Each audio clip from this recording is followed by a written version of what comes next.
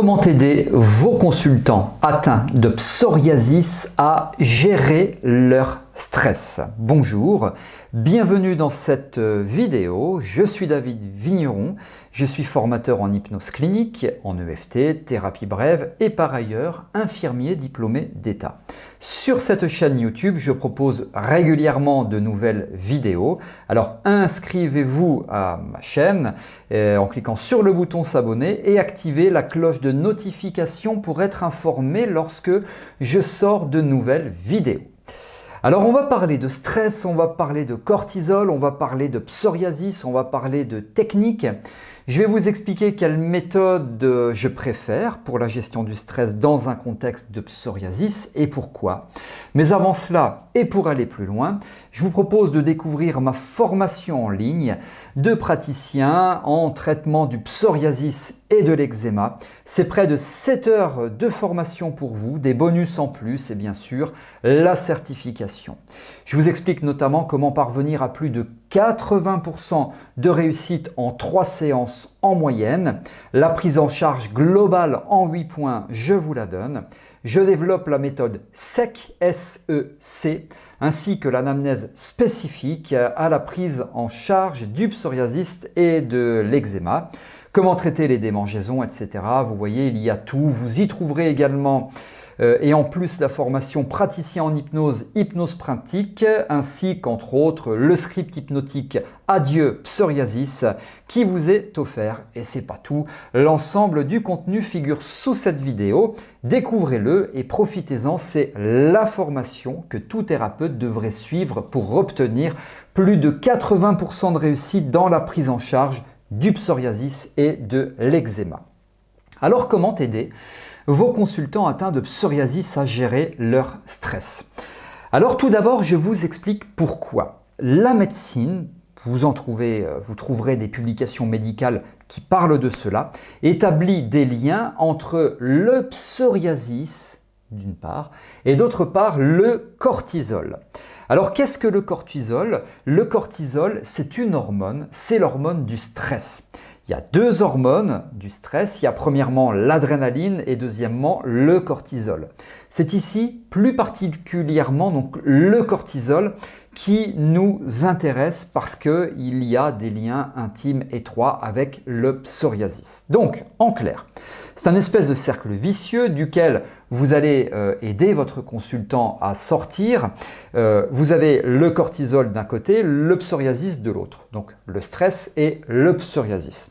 Plus votre consultant est stressé, plus il majore son psoriasis, du moins, plus il l'entretient. Plus il entretient le psoriasis, plus il est stressé. Et donc il faut le faire sortir de ce cercle vicieux. Pour le faire sortir, eh bien, il faut qu'il diminue le stress. Alors les techniques pour cela. Tout d'abord, vous avez l'hypnose qui fonctionne extrêmement bien sur la gestion du stress. C'est pas ma méthode préférée. Je vais vous expliquer dans ce contexte-là quelle est ma méthode préférée. Ça marche bien. Donc oui, on peut l'utiliser. Vous avez ensuite tout ce qui est sophrologie, relaxologie. Bien sûr, ça aide les consultants, moins il est stressé, plus le cortisol diminue, donc plus le psoriasis diminue. Donc, hypnose, sophrologie. Et puis, vous avez également l'EFT. Alors, l'EFT, qui est une méthode de libération émotionnelle, je ne l'utilise pas nécessairement pour le stress. Moi, c'est très rare, hein. Je vous l'avoue que j'utilise l'EFT pour gérer le stress. En revanche, l'EFT est tout à fait approprié dans un contexte de psoriasis pour aider le consultant à travailler sur les causes. Par exemple, le consultant vous dit « j'ai développé un psoriasis depuis 2014, au moment où j'ai vécu un burn-out très difficile à gérer, ça a duré 2 ans. Et à partir de là, 2014-2015, eh bien, j'ai développé un psoriasis sur les coudes. Par exemple, voilà. Donc là, on va pouvoir travailler sur les causes. Ou alors, j'ai développé un psoriasis un jour dans une période où j'ai perdu mon meilleur ami, il est décédé, j'ai beaucoup de mal à faire le deuil. Donc l'EFT sera tout à fait approprié pour aider cette personne à travailler sur le deuil. Voilà, donc là on n'est pas vraiment sur de la gestion du stress à proprement parler, mais pensez-y. Donc l'EFT va vraiment permettre de traiter les causes. Alors, Ma méthode préférée, donc dans ce contexte-là, de psoriasis, de cortisol, de stress, eh bien c'est la cohérence cardiaque, la superbe cohérence cardiaque. Parce que vous savez, si vous ne savez pas, je vous l'explique, la cohérence cardiaque, ça permet quoi? Eh bien, en stimulant le système nerveux autonome parasympathique, on va pouvoir diminuer l'action du sympathique qui n'est pas très sympathique parce que c'est là qu'il y a le cortisol. Je traduis, je fais plus lentement. Le système nerveux autonome, il est composé de deux branches. C'est comme une balance. La première branche, c'est la branche sympathique. Elle n'est pas très sympathique parce que c'est sur cette branche sympathique qu'il y a deux hormones, adrénaline ici et cortisol. Les hormones du stress, cortisol, je viens de vous en parler. Et de l'autre côté, nous avons la branche parasympathique et elle est bien plus sympathique, cette branche parasympathique, mais elle s'appelle parasympathique parce qu'il y a 4 hormones. Il y en a plus, je ne vais pas toutes vous les donner. La mélatonine, hormone du sommeil, ocytocine, hormone du bien-être, du confort, de l'amour, du plaisir, etc.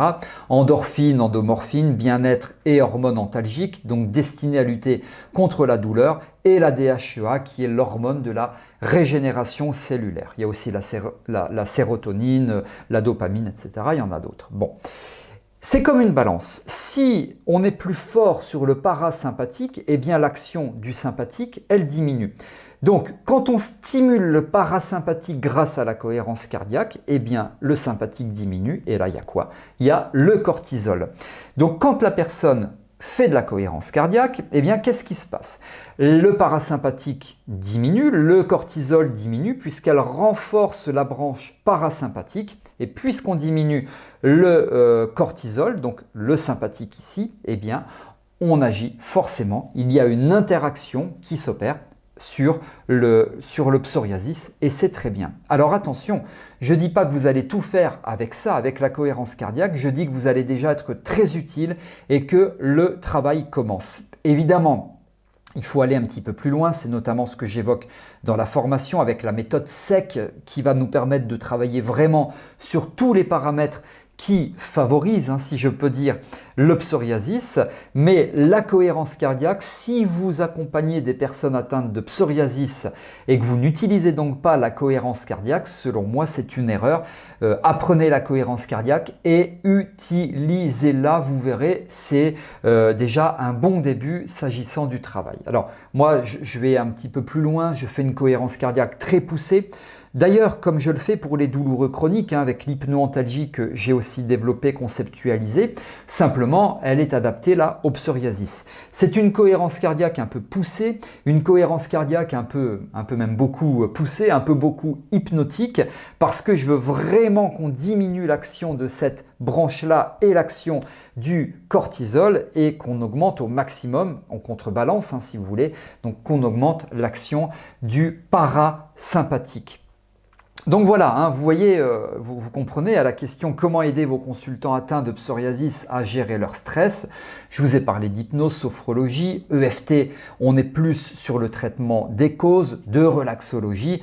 Et puis, vous avez compris que j'affectionne plus particulièrement la cohérence cardiaque parce qu'il y a aussi une action physiologique, une action physique qui a été démontrée par la médecine en long, en large et en travers. Ce que je vous explique là, c'est pas quelque chose de légendaire ou qui se passe dans la tête, entre guillemets, enfin qui s'arrête à la simple imagination.